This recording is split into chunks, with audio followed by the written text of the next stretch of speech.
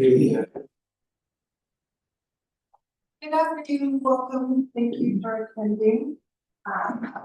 We are here to welcome Dr. Salah Hamdoun for our talk. He is a visiting affiliate at Stanford University Center for African Studies. He holds a PhD in Innovation and Global Development from Arizona State University.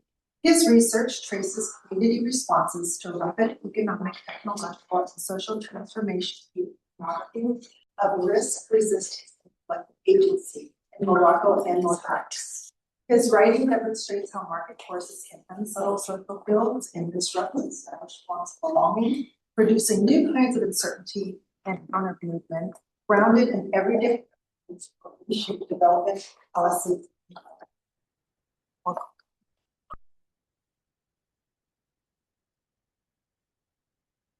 Thank you so much, Robin.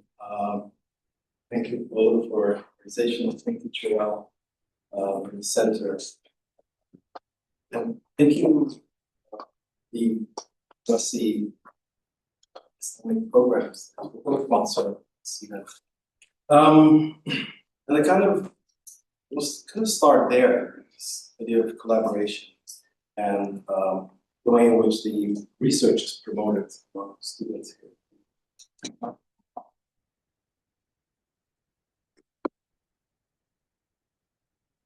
You can hear me now? Oh, perfect. Oh, this sounds. And the way in which research is promoted in the centers, really around collaboration and trying to understand what the questions are in different fields and different disciplines. So over the last couple of months, I kind of want to start there. The way I've seen students collaborating here in this in the center, and the way in which it is promoted to engage with faculty and exploring different themes and different subjects. One of them is the student research partnership, where students are connected to faculty for mentorship and research on various kind of themes.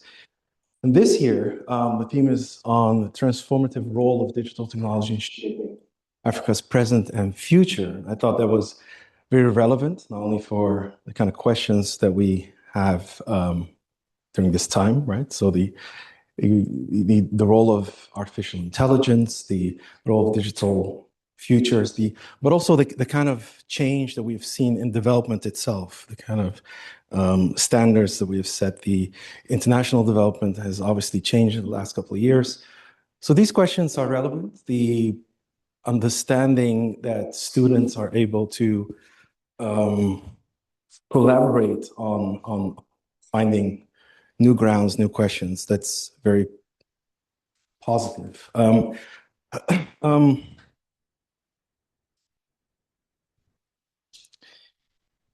Yes, that's where I want to start. My research itself, as Robin mentioned, is really focused on this transformation. It's so technology as transformative. Technology as a transformative idea is something that I work on. So I look at the societal change and the risk imaginaries as part of development. So not only is technology transformative, I would say, but it's also invoking response from society. And my concern in my research is based upon two matters. First, the centrality of growth. Economists have given the centrality of the growth that economists have given in development has also marginalized risk in itself, right? So we would consider development as a very positive story, but not consider the kind of risk that is also produced alongside. Now, that has brought a couple of challenges, which is foremost, if you don't understand the inclusion of risk in development, it is very hard to understand the kind of responses that come from people when responding to societal change. Right? So, as I mentioned, it remains an incomplete project as long as the key factors in learning how yeah, as long as the key factors in shaping how risk is organized, interpreted, and acted upon is overlooked. On the right side, before I forget to mention, this is a very traditional way of looking at development, born as a solution for post-colonial states in order for them to develop really quick, very fast, in a very short time. But it kind of has moved towards an only economic growth would provide all the solutions. And in a way, it's kind of true, right? So if you have growth, you're able to cover expenses, you're able to get taxes. So there's a lot of reasons why you want to lean towards the marketization of state.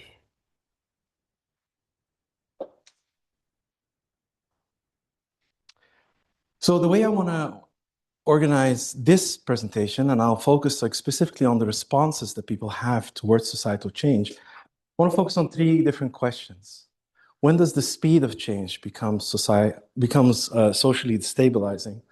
Second, how does practice, the everyday practice of people, the unquestioned repeat of activities, make sense of future potential harms? And the third question I will ask during this presentation is, why does social protection emerge anyways, right? So why do people respond, and why do they bring the kind of solutions that they bring, especially in terms of focusing on the establishment of institutions and cultural artifacts.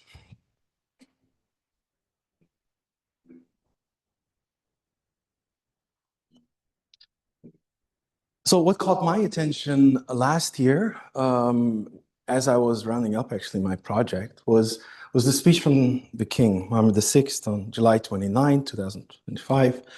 On the Day of the Throne, he basically addressed the country again, saying, well, you know, the development is moving into this direction. We are exceeding the Human Development Index. However, there is a problem. There is a part of the population that is not really catching up. It is not reaching them in the way that we would like. And he came with a statement calling Morocco should not advance in two speeds.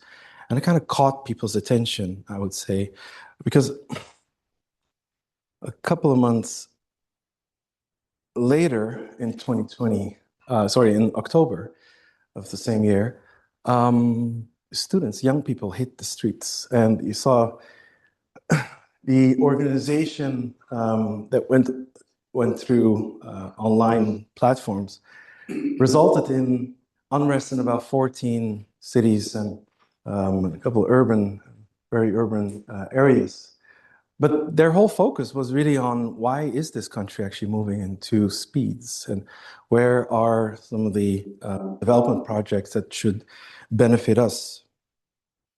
Specifically education and healthcare, wherein they anchored their questions specifically around education and healthcare. And particularly because there were ongoing issues at that time. There were people dying in hospitals, especially during the delivery of children, of babies, and that became a problem because it was shared online, it was shared on platforms such as Discord, and basically, so it entered the imagination. People were now really focused on I'll show you some pictures over here, on speed, and including the speed that first discussions around the high-speed rail network emerged some in 2015, where also the question came: should we have a high-speed rail network, or should we invest this money in school and education? That was a while ago. This time, however, and this is so the high-speed train is operational. This time, however, it was the speed in which the renovation of a couple of stadiums were managed, the cost that was promoted. These high-profile, high-visible projects were all out there, and people were talking about the speed, although it was not reaching people fast enough. So there was no talk about speed in the kind of services that you would get in healthcare, or what kind of speed you would get into a better education. But there was, however, a lot of talk about how to vastly improve the infrastructure and make sure that this is ready before the African Cup and the World Cup in 2030.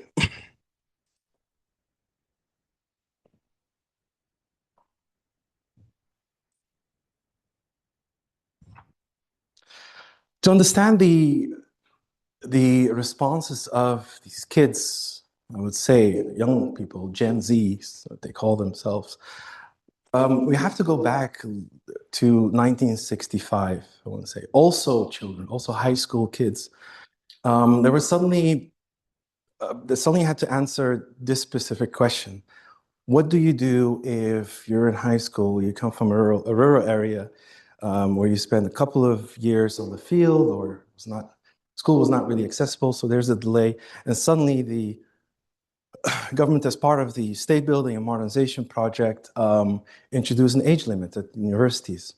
So what these kids imagined in the future was inaccessibility of social mobility. So social mobility would become really difficult for them at a point. So they started protesting. The interesting part of this is not the fact that they start protesting, they were so young, but it was the fact that there were unions helping them out as well. And that is an interesting point because unions were part of the coping mechanisms people start using as they arrived in urban areas, right? So they used human institutions for this specific case as well. And the way that it works, no, oh, there you go.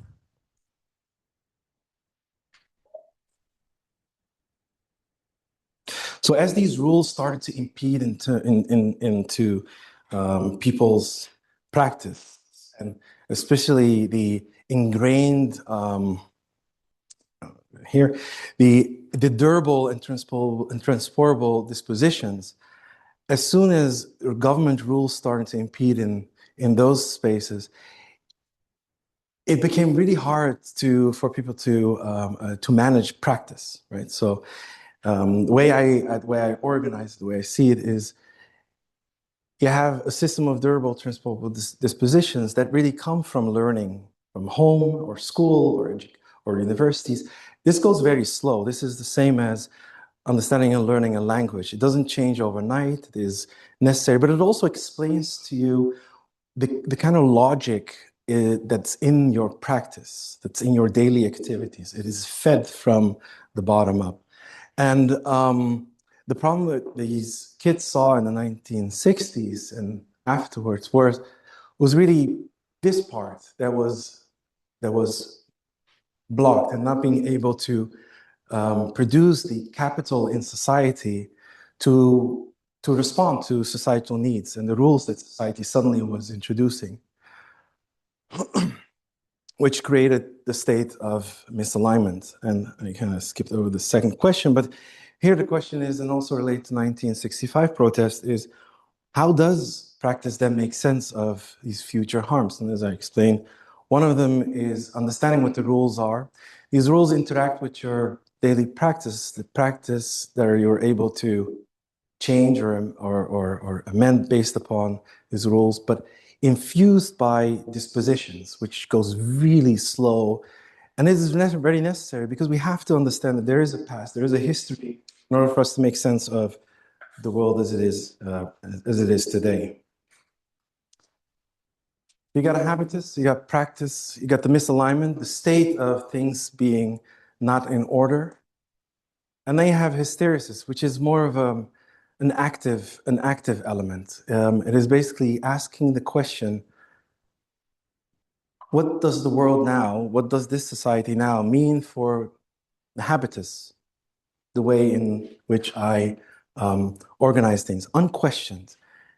And think about this as language itself. If you speak a language today, English here perhaps, and tomorrow we change the language officially into another, you will ask yourself, what is my value now here today? And are there ways for me to change? One of them is learning a new language. But the element here is the time, the pace, right? The way in which we introduce change.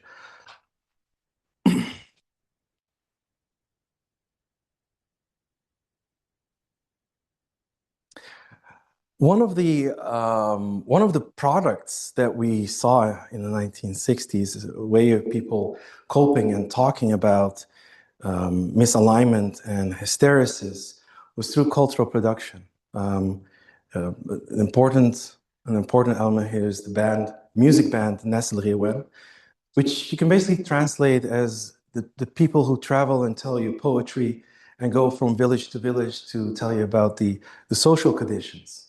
That is all in the name. And this band really started as theater, really to tell you about the element of visuals, right? So theater explaining some of the cultural elements, some of the elements that are happening after 1965 and the introduction of the years of lead. That needed a story. Poetry, because you couldn't always tell things directly. You had to envelope a couple of experiences in words so that if it goes from one person to the other, it will reach the person, and the person will unpack it and understand what are in those words. This was therefore the music was influenced by theater. It was influenced by poetry, but it was also something else. These people didn't come from the same region, yet they had to think about what to do with this whole element of urbanization. So they brought in different instruments, different music types, different kind of poetry, brought it together. And we're now speaking to these new urban dwellers that maybe in 1965 had an issue with access to education, but now there was language, now there was grammar around the kind of experiences people were going through. There are a lot of songs, and you may look them up after the talk, but I wanted to share a couple of tunes that are really focused on this misalignment and hysteresis as an example of it. And I'll see if the audio works. Let me see, I'll start here.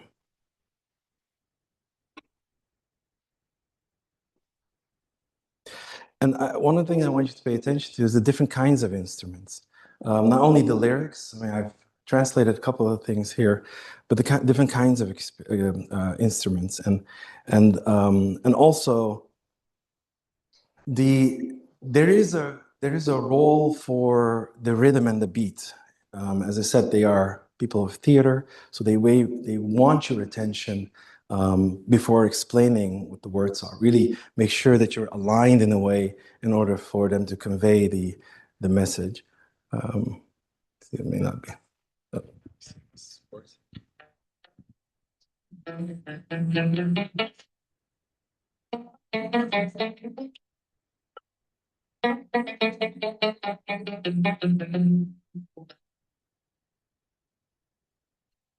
واشوف دنياها بدايدها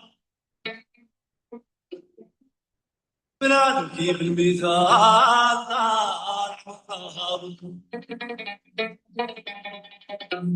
يعوف الجريان يا مثايزها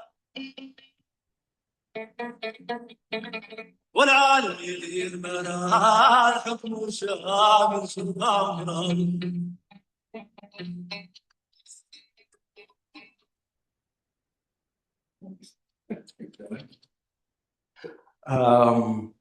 And this part really speaks to this idea of a world that's moving away. And it kind of really speaks to the idea of hysteresis, right? So I have my disposition. I am not able to change right away, but hey, this society is moving away. What does it mean? It's sometimes my value is like this, and sometimes my value is high, but what is this society doing? So let me see if this one works. I'll move to the next one.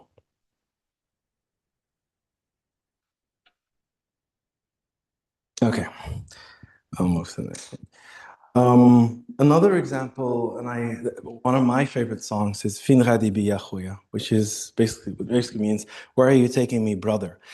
This is important, again, because it speaks to this idea of movement, a society that's moving, again, away, and this level of control that you just don't have. But it also speaks to this idea of brother. And a lot of people over the years talking about, well, does the brother mean King Hassan II at the time, or does it mean something else? Whatever it is, I think the idea of brother itself reflects upon equality, because it is not always known to human beings what humanity is. It always needs explanation. So there's this reset again. It's like, where are you taking me, brother? I am equal to you. I am just like you.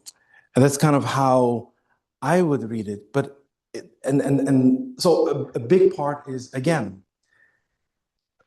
a misalignment, acknowledging that there is some kind of uncomfortable situation, but also it's going away. It's moving away. It's going somewhere, and I have no idea where it's taking us.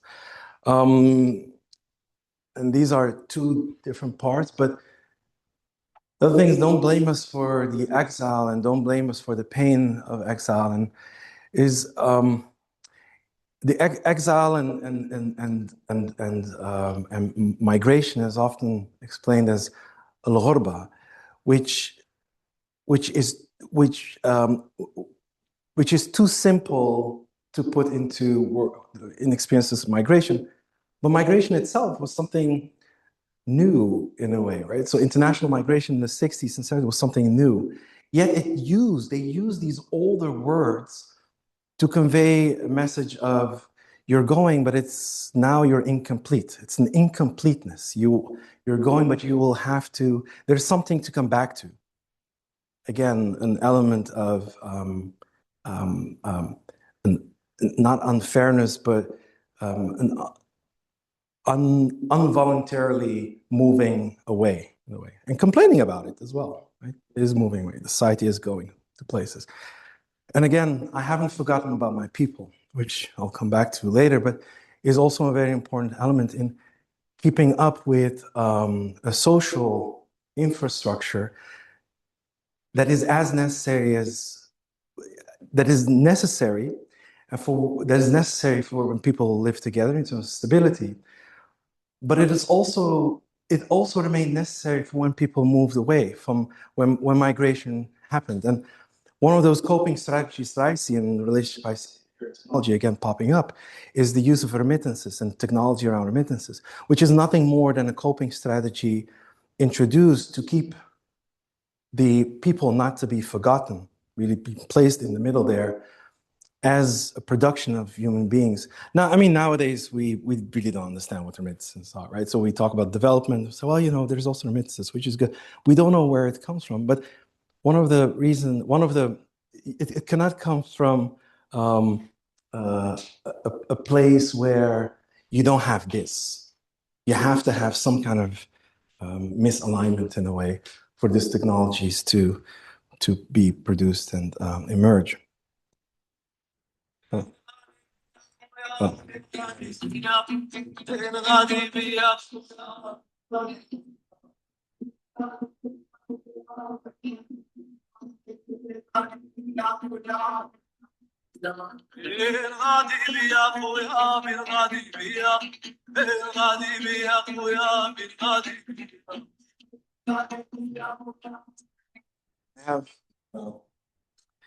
Since I have a couple more minutes, I'll make this. I'll go a bit faster.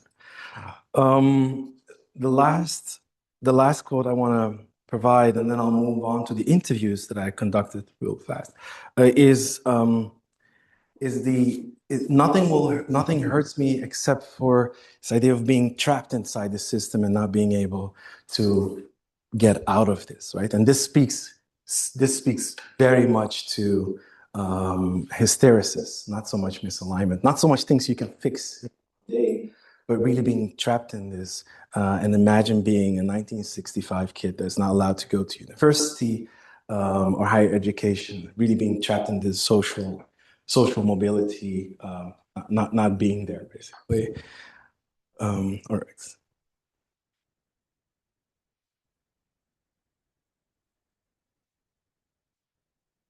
So in Casablanca, I met an artist, and this was an artist that played Ghiwane music. It was unplanned. I did not know I was going to meet someone who not only understands the music, lived through the time, lived in the neighborhood, was born in that neighborhood where the artist came from, but also plays music herself, and then told me about. And my whole idea was to go to this microfinance organization and really think and talk to people about what do they imagine in this development technology, right? So what do they imagine? How do they appropriate this system right here that gives you money and can have these rules and will tell you about their rules as well. So there are rules that the finance will have and you will have to change with that.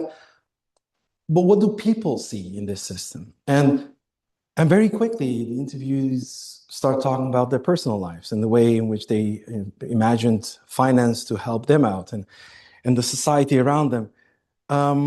This specific, and I'll call her Aisha, um, she basically told me why she was singing the song. And it was the same, and it was kind of the same rhythm and the same story as what Nass would tell you about their time, right? So she was going through a struggle. She had a daughter was a single mom, and basically would tell me like I get inspiration from them, and they are the ones who actually lived through that time, but also warn us about the future and things that may come.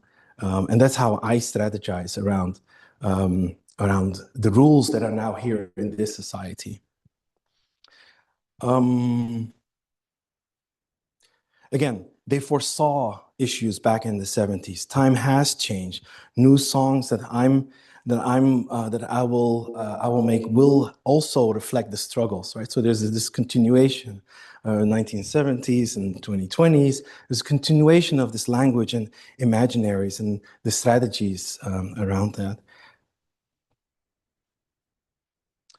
This was interesting as well because she explained to me the struggle she was going through, the um, where her practices were not recognized, and due to the constraints that society would put on her. So as a woman, she was not allowed to perform on Nestle Ghiwane festivals, which upset her.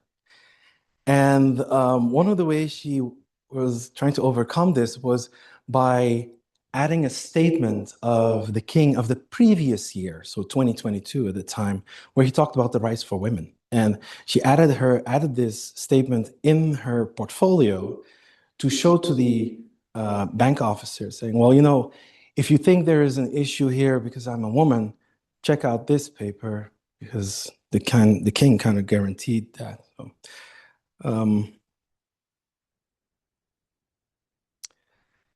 um, other people I interviewed, I just want to add this as well, just to see that there are other perspectives, is that they also talk about time and change and a society that's moving away and things that may get more complex for them. But really, it is a conversation between how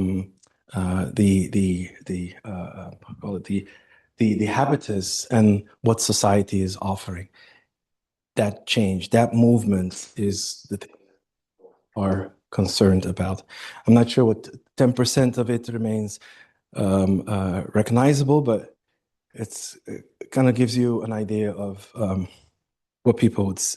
way people would see society. Um, Here's another one, and really this one targets development issues quite specifically privatization, which has been sort of a problem and reason for protest in various places in Morocco over the years. The cost of water and electricity is just increasing, and I just can't keep up. Even the things that you tell me to do, saving money, for example, I'm not able to gain enough economic capital to maneuver through society. And nothing in me, there's no change in habitus that's now allowed for me to maneuver real faster than this. Um, Although I have to say, and I think this is an important point, is that a lot of them also mentioned children and children and parents as a source of stability, which I thought was um, important as well, and I'll show you that later. I'm going to be a couple of minutes over. Is that okay?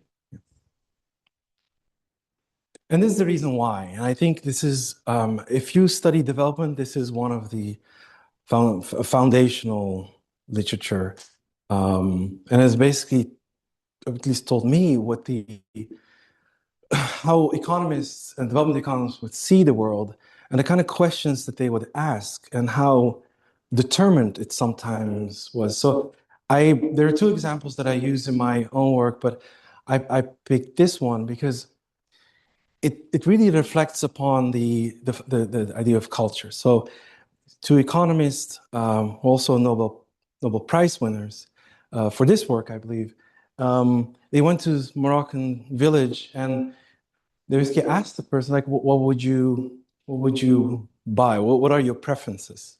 What is your rationale, right? That's a better thing. Like, what is your rationale? Why would you not buy this and buy that? I mean, I personally agree that you probably need food, but it's not up to me.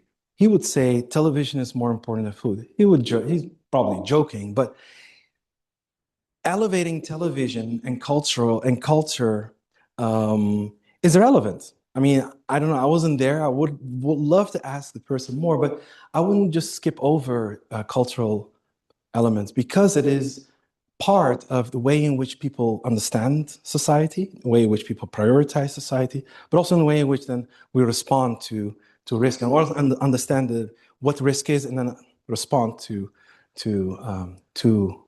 risk. Um, this is what Polanyi would call the difference between formalism and substantivism, which basically means the difference between understanding the economy without really attaching it to society, or understanding substantivism, understanding the economy as completely embedded in society, right? All the social elements matter, including watching TV. Which kind of brings me to the third question. Promise I'll be quick, a couple of slides. Why do then social protection measures evolve? And I'll continue a little bit on Polanyi because he basically noted that with these rules, and especially after the Second World War, it kind of turned into market societies where more and more rules follow the logic of economic growth. And as I said during the beginning, it made a lot of sense. It answered to a lot of political questions. It answered to the position of a country in the world globally, right? As you are, markets are really strange because they also make sure that individual nations have to compete. So you don't want to fall behind. You don't want to be the nation that just doesn't want to develop or adhere to. Plus, there's a lot of international political pressure to do that. Now, one risk of formalism and ignoring those small cultural elements and things is that it creates a society that is recognizable for the economy and growth, etc., but it is not necessarily recognizable for people, and that brings another problem because often what you hear in the songs is don't let them lie about us. Don't let them present us in different ways. And that's where a big was good. But that's where a big chunk of the problem would lay, according to Polanyi, which he would um, which he would clarify by stating that there's an element of a double movement, right? So where people move between being seen as a commodity, not completely human with feelings and cultural elements, but really seen as something that is rational and can behave like data in a way. And there is this re-embedding where we look at markets and we look around us and say, well, you know what? That goes a little bit too far. Probably need some rules for that. We're moving to urban areas. We don't have our tribes. We don't have our system. We need unions in a way. So we develop things. We develop solutions and coping strategies for that. And as you see, the list that came quick here is that throughout the time you've seen parts developing, you've seen crisis, and you've seen people responding. These elements, they belong together. They don't operate independently. People don't respond to non-change. If things are stable, they don't respond to it in a way. So it needs kind of a change in rules to interact with people's habitus in a way and their dispositions. Why is this thing moving by itself? I just want to go back real quick here. So again, society protecting itself. These were the demands from the people who were protesting in 2025. And again, it is not for them to take over the country, but get a little bit of stability as society is moving. We need freedom, we need social justice, we need our cost of living to be acceptable, we need employment. And these are all part of the rules that society is now asking of us. We're just responding to whatever you told us that this development is going to be. A society that needs formal employment, we need access to employment. We do not need caps on age limits in universities, for example.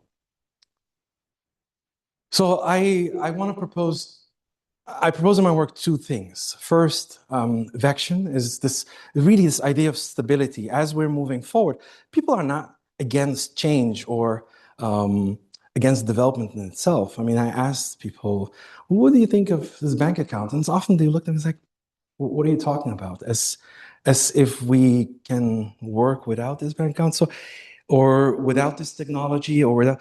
So it's not specifically or always the technology, but it is really what the technology is asking of people, the kind of rules, and how this technology is benefiting people and kind of creating a level of stability. The other thing that I propose in my work is a focus on entropy, right? So when we think about innovation and the introduction of technology or new thinking around processes, what we often forget is that it is often a society that's already moving, it's already going, it already has its systems, right? Just like in 1965, when this rule came, it already had unions in place to help these students out. That turned into the whole country mobilizing and being part of that protest. So things are already happening. People are already working against a society that is naturally decaying, naturally leaning towards chaos. There must be something done already. We wake up, we do need water every day. We do need, so some of these basics have to be already in place. And then we come with a new solution. There's new technology that we introduce with new rules. And then we invite people. It's like, well, try this. What for? Was asked to the economist, Banerjee and Duflo. What for? Why would I need a loan? I have my kids. I have stability, etc. All right, so I'll end with this part is that the risk is part of development. It is embedded in it. It is especially there when you don't pay attention to other ways of other ways of seeing or other ways of risk is part of development because development itself produces new rules, new risks, new inclusions, new exclusions, and what Ulrich Beck called it is distributing the good in a very in a very liminal space, and then producing the bad in the margins. But in the end, it will turn on people. I mean, we've seen with his case was specifically nuclear energy and nuclear technology. But this is an important point. Development produces new realities, new risks. Now, it is one thing to embed this idea of development and risk. It is another thing to recognize how people are actually responding to these changes in itself. So I would say it is not enough to include risk in the profile of development. It is also needed to think about the way in which people produce imaginations and narrations, etc., to understand the kind of risks that are in society. And with that, I am very much over time, and I thank you so much for your attention.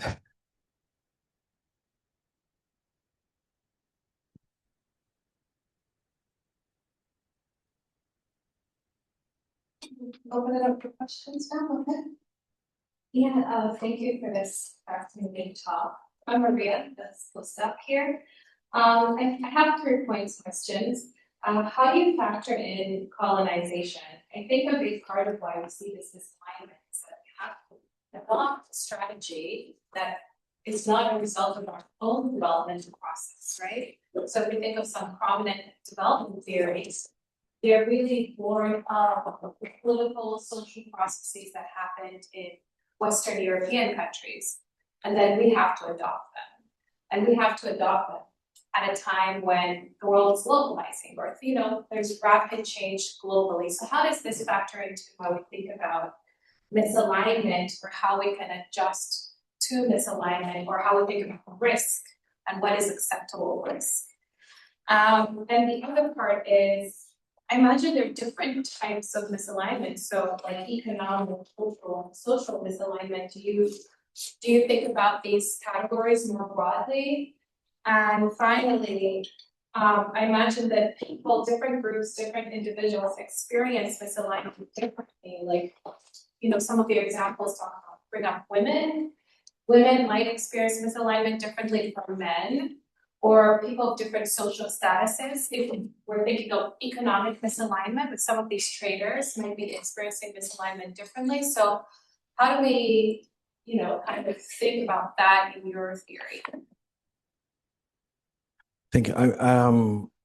Both questions are really.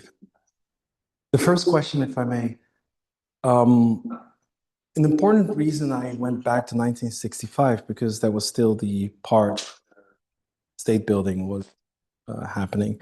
The French, what they did is their first interest was really on export of agricultural products. So they developed cities such as Casablanca, really the coastal cities, really well, really around the ports. And that also attracted urbanization. That also meant urbanization, right? So what we saw as a response in 1965, which was after, so the response in 1965 had to do with people being in urban areas now as a result of colonial rules that were introduced at the time. So that's very, very relevant. The other part, for me, the other part of that, I'm not sure if it was the same question or the second question, but the other part is that one of the things I do is I look at the international discussion of development since the financial crisis in 1929. It kind of, in the United States, we kind of had the same thing, right? So there was a crisis. There were people living here on the streets. They introduced unions and mobilization of people protesting, etc. And therefore, we were able to get these institutions of social protection agencies, whatever they call them. But it's kind of the same pattern. What you saw in international discussion after the Second World War was now that we understand how to do this quickly, now that we understand the use of statistics after the financial crisis and before the Second World War, how do we use that to do this thing called growth, forever growth, right? So we have these chunks of 5 years. We're going to make sure that these countries, as soon as they're free, they need to be part of the United Nations. We need to get them on this growth path as soon as possible. The United States provided Europe with the Marshall plan was also 5 years, also had to happen very fast. But that was more of a, you can have more income and you don't have to worry about this part of society. We'll take care of the food stuff. You'll just take care of investing in your production capacity, etc. But that idea, really, the idea of organizing development globally, organizing it in a way that has to happen fast, and organizing through statistics was really a post-Second World War element that kind of grew into this forever growth element, especially because things got really expensive in the 60s. So just keep on growing. So you have the income to pay whoever lends you the money. So yes, there are very much post-colonial elements still in place, still ruling the infrastructure that we see. And you had a third question. Oh, yeah, the third question was on I was thinking about misalignment of various. people experiencing. It's the same story. It's the same story. It is people finding each other through various platforms. And I one of the things that I forgot to mention there is that one of the strong points of the Dub movement is that Kaplani doesn't really count on people changing society through only voting. It is really about how people, small groups, come together and organize and produce new visions, right? So women coming together and talk about the issues that are going on right now in society is part of that process. Women being out there on the street, asking questions in academic settings, or at work, or even here. This is even here, the artist who asked, like, can I change the world through using your technology? And then basically thinking about this misalignment, because her focus was not only herself. It's like, I want to do this for all women. This is not just for me. It's about being visibly out there, singing these songs about struggle through the voice of a woman, and therefore also adding to the kind of the process of re-embedding society back in line into in a less pressing way of living. Does that answer? Thank you for your comments, your most recent set of comments. Raise a question about your organization of the overall structure. You talk about struggle, you talk about people coming together with a vision of the world, and yet your core concept is misalignment. Why is alignment consequential? Why shouldn't the core concept be something like change, transformation, departure, in the sense of if what's at issue is anti-imperialism, if what's at issue is struggle, why alignment? You need something to drive it. And one of the things that we know through history is that we can do things that are just unimaginable. Slavery is one of them. Right? So you want to keep away from that. You want to keep away from that chaos. And being recognized for who you are kind of keeps that away and kind of keeps this idea of humanity closer to you, right? So think about it as, family members. Well, they're kind of close. They kind of know what we're going through. They kind of go through the same struggle. So you wouldn't expect the family member to turn you into something you're not. But the outside world is different. So we always want to make sure that when there is a misalignment, it's kind of a red flag. We have to go back to being recognized, not being lied about, being presented in the right way. And that extrapolates also in the representation, because if you're not recognized for who you are, you're very far off from sitting at a table and kind of making decisions about a future that reaches you, and kind of takes away the uncertainty about your life, right? So again, example of women, you can have a society that has a whole discussion about this group of people, but it's better to have a society that's also led by this group of people so that we don't have a misunderstanding of what is good and what is bad. I would say that therefore, drive to re-embedding is constant. It is always there. There's always this consciousness about time moving away, society moving away. And I compare that to how do you survive? And I look at specifically at migrants going to Europe in the 1970s. Look at my parents and people in the community. Learning a new language in Europe was difficult. We had to find ways to survive, and one of them was finding people who translate it for you. But there is this: you're conscious when things are not organized around you. I mean, disability studies does a really great job in telling us that if this world was designed for you, you wouldn't feel this contrast. But if it's not, then the door can be a challenge. And therefore, we want to focus on misalignment. Thanks, Salah. That was very interesting. On one of your earlier slides, you showed what looked like maybe a modernist painting from the 70s. Yeah. I can't quite remember. I think that's a fragment of it, and then maybe you have the whole thing. I have it. Oh, here. Actually got a picture. Yeah, that one. Oh, is it the same artist? It's the same artist. Can you tell us about the artist and? I can tell you a little bit, and this is also interesting. This is from the Casablanca School of Art, and this is interesting also because it has to do with the way in which, when these artists were out there, it was mainly colonial art that was reigning in a way, right? So what was the standard was French art and artist and their kind of definition of what art should be. The Casablanca School of Art kind of had different struggles to translate, maybe different kind of arts, but they were not allowed. They were not invited in the galleries. And one of the things that they did to break out of this was to just host it themselves in Jama al-Fna in Marrakesh. Again, a square.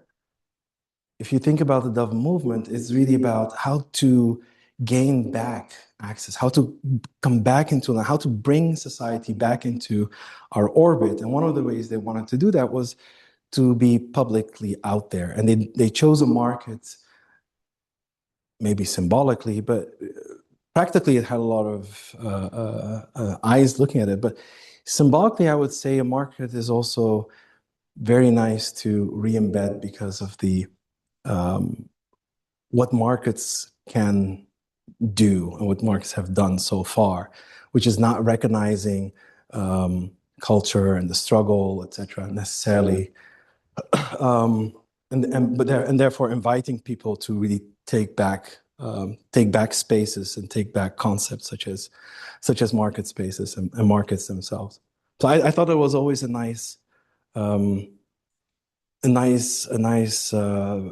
artwork with stories.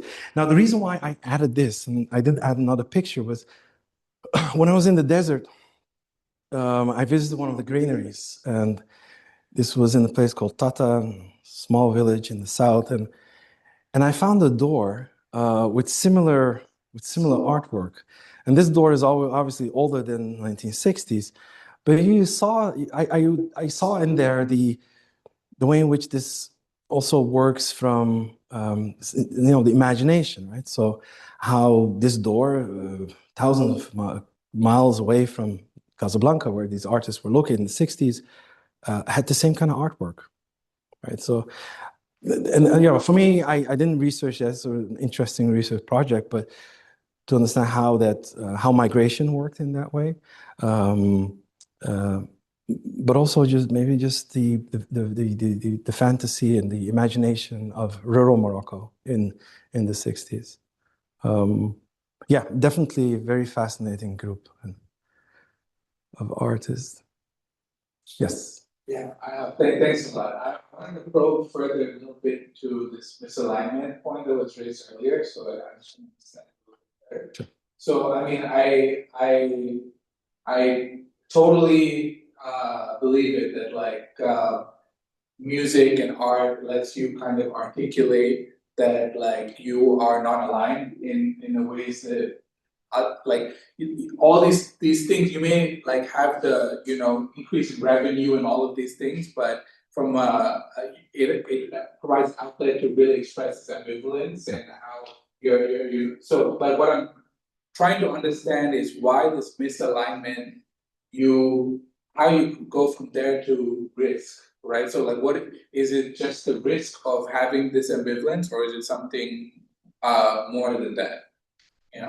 That's a good question. I think this also helps me to clarify a couple of points. Is that you go from misalignment to risk because it kind of tells you the story of society, how things are stacked up against you. If you would see risk as a matter of probability, then understanding that society is misaligned with you kind of adds to that probability. I mean, that's a simple approach, but I would say it's even for people to process all of that goes back into history. How do you make sense of things right now? Why is it a misalignment now? Why is it misalignment in the first place? If I just accept the way things are, if I'm a woman, I really don't believe that I need to gain all these rights, then probably society is not misaligned, but it is, right? And that's just one example. But misalignment is about the consciousness, the idea that you understand that there is something not working for you. If you're right, so if you're a Black person in the United States, you understand there are a couple of things just not aligned for you. The idea that you are living in a society that is more riskful is there. But in order for you to express that, you go back and you use cultural elements to help you visualize, but also provide you with the kind of grammar and also links you to other people. So there's this whole action coming after being conscious that it's not stacked the way you want. One of the issues with development is that we, again, as I said, the last slide is, if we think about development and introducing ways to avoid risk, then at that moment it's also important to understand who's deciding on that. The problem with risk and in governing kind of the risk imaginary of a state is that there's an unlimited amount of demands that you can make to avoid that kind of bad thing happening in the future. It's also a matter of policy. It is a matter of power, and all of it is in there. But the way that's processed is more of a complex matter than just say, well, this is not working for me. Why? Well, I learned from this song. I learned from my parent. I know that I cannot do this. There are limitations in the kind of jobs that I can get. So there's a whole reason why, and then you come to this point. It's like, you know what, maybe I should go protest outside or something, or resist, or just not wanting that. So there are different ways of also protesting, but that kind of in that path. Well, thank you so much. Thank you.